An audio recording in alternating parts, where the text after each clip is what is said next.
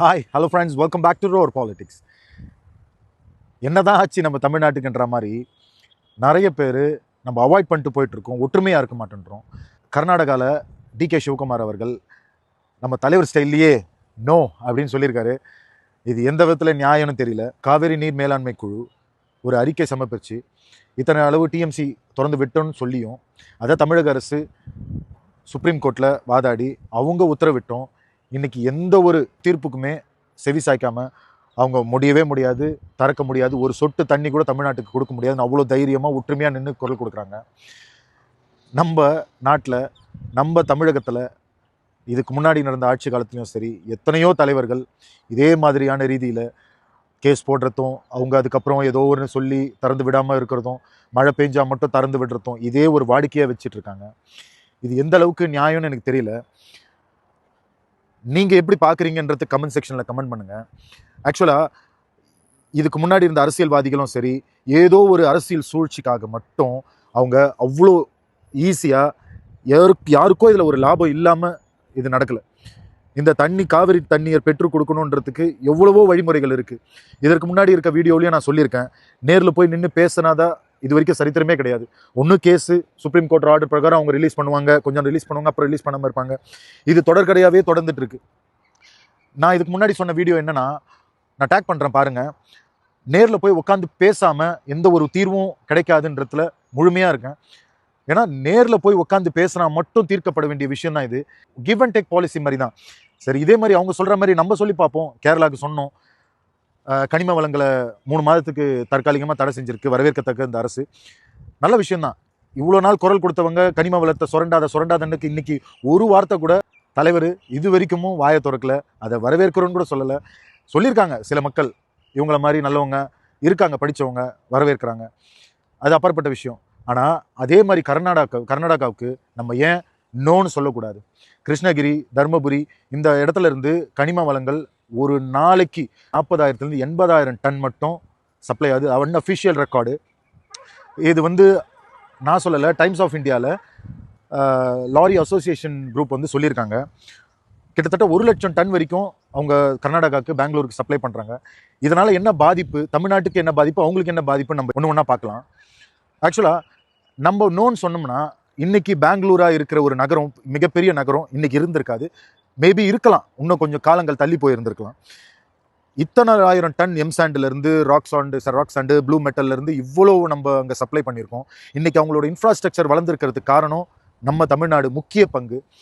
ஏன் அவங்கக்கிட்ட குவாரிகள் இல்லையான்னா இருக்குது, ஆனால் அந்த அளவுக்கு டிஸ்டன்ஸ்லேருந்து கொண்டு வரதுக்கான வேலைகள் அதிகம். ஸோ பக்கத்துலேயே இருக்க கிருஷ்ணகிரி மாவட்டத்திலேருந்து இத்தனை லட்சம் டன்கள் ஒரு நாளைக்கு சப்ளை செஞ்சுருக்கிறதா தகவல்கள். இப்போது இதை தடுத்து நிறுத்தினா அவங்களோட வளர்ச்சி பாதிக்கப்படுமா இல்லையா? மெட்ரோ திட்டமாகட்டும், இல்லை இன்ஃப்ராஸ்ட்ரக்சர் டெவலப்மெண்ட், ரோடு, இதெல்லாமே பாதிக்கப்படும். அவங்க இயற்கையாக வெஸ்டர்ன் காட்ஸ்லேருந்து வர இயற்கையாக உருவான மலைகள்லேருந்து, காடுகள்லேருந்து மழைகள் அருவி போல் வரதை தடுத்து நிறுத்திட்டு இன்றைக்கி நான் மேகதாது அணை கட்டுறேன், இவ்வளோ காலங்கள் இல்லாமல் இன்னைக்கு புதுசாக ஒரு அணை கட்டி இன்னும் தமிழ்நாட்டுக்கு நான் வஞ்சி பண்ணும் போது நாம் மட்டும் ஏன் இவ்வளோ ஈஸியாக விட்டு கொடுக்குறோம்? நம்ம நோன் சொன்னோம்னா நமக்கு என்ன இதில் பின்னடைவுன்னு பார்த்தீங்கன்னா, சேல்ஸ் ஆட்டோமேட்டிக்காக அதுலேருந்து கிடைக்கிற வருமானம் கம்மியாயிடும். இதில் அட்வான்டேஜ்னா மக்களுக்கு ஈஸியாக எல்லாமே நம்ம மக்களுக்கு ஈஸியாக கிடைக்கும், கம்மி விலையில் கிடைக்கும். இது ஒரு விஷயமா நல்லதாக இருந்தாலும் அரசுக்கு வருமானன்றது இல்லாமல் போயிடும். அதுக்கு இதுதான் வழினா கிடையாது. மக்களுக்கு தேவை மக்களுக்கான ஆட்சி, மக்களுக்கான வளர்ச்சி திட்டம்னா அது நம்ம இயற்கை வளங்களை அழிச்சு தான் நடக்கணும்னு கிடையாது இல்லையா? ஸோ அதுலேருந்து வருமானம்ன்றது வேண்டாம். இதுக்கு முன்னாடி இருக்க அரசியல்வாதிகள் தாய் மாற கிழிச்சு சாப்பிட்டு பாலை குடிச்சா கூட தப்பு இல்லைன்னு நினச்சி அவனுங்க அவ்வளோ இயற்கை வளங்களை சுரண்டி திருடி தின்னு இருக்கிறாங்க. மக்களுக்கு நல்லது பண்ணாங்களா கேட்டால் எனக்கு தெரியாது, ஆனால் இது நடந்திருக்குன்னு தெரியும். கேரளா அகெயின் இன்னைக்கு 3 மாதம் தடை விதிச்சிருக்காங்க. இதுக்கப்புறம் தடை விதிச்சா அவங்களுக்கு என்ன வளர்ச்சி திட்டங்கள் வரும்னு நினைக்கிறீங்க? கிடையாது. அவங்களதுல காட்ஸ் ஓன் கண்ட்ரின்னு ஒரு நேம் இருக்குது. அது எதுனா இயற்கையை தொடவே கூடாது. ஒரு கல்லை நகர்த்தினா கூட நீ அப்ரூவல் வாங்கணும். இவ்வளோ விஷயங்களுக்கு அங்கே ஒரு மலைகளுக்கு உடஞ்சி அவங்களுக்கான நலத்திட்டங்களோ அவங்களுக்கான இன்ஃப்ராஸ்ட்ரக்சரோ ஏதோ ஒரு வகையில் அவங்க பண்ணிக்க முடியாது. எல்லாமே தமிழ்நாட்டிலேருந்து போகிறது தான். பக்கத்து மாநிலம் கர்நாடகாலேருந்து வரணும்னா வராது. அதே பிரச்சனை, டிரான்ஸ்போர்ட்டேஷன், டிஸ்டன்ஸு. ஸோ அதுக்கு அந்த செலவு குறைக்கிறதுக்கு தமிழ்நாடு மட்டும்தான். அதுக்கு இருக்குது கன்னியாகுமரி, தென்காசி இந்த மாவட்டங்கள்லேருந்து இருக்கிற குவாரிகள். இதெல்லாம் நல்லதான்னு கேட்டால் கண்டிப்பாக கிடையாது. இதில் தான் நம்ம வளர்ந்து நிற்கணும்னா கிடையவே கிடையாது. நம்ம உழைக்கிறோம், நம்ம சாப்பிட்றோம். இன்னைக்கு அரசு இன்ஃப்ராஸ்ட்ரக்சரை கொடுக்குதுன்னா அது இதை விற்று தான் கொடுக்குதுன்னா அப்படிப்பட்ட இன்ஃப்ராஸ்ட்ரக்சர் எங்களுக்கு தேவையில்லை.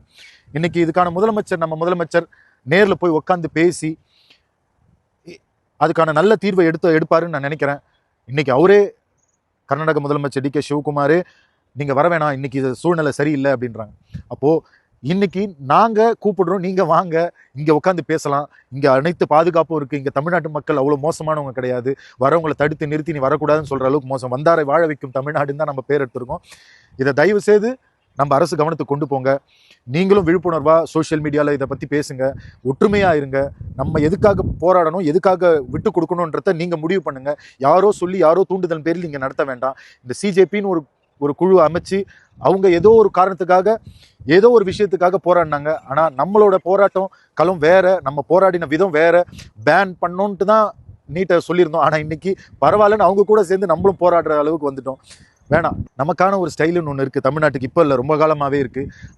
அதைப்படி நம்ம போராடி நமக்கான தேவையை ஜெயிச்சு வாங்குவோன்றது எனக்கு ரொம்ப ஆழ்ந்த நம்பிக்கையோடு இருக்கேன். தயவு செய்து இதுக்கப்புறமா நம்ம போராட்டி ஒன்று கூடி இருந்து வாழ்வதே மேல் நினைக்கிறேன். நீங்கள் இந்த கருத்தை பற்றி என்ன நினைக்கிறீங்க? கமெண்ட் செக்ஷனில் கமெண்ட் பண்ணுங்கள். See you soon. Until then, bye from Vinod.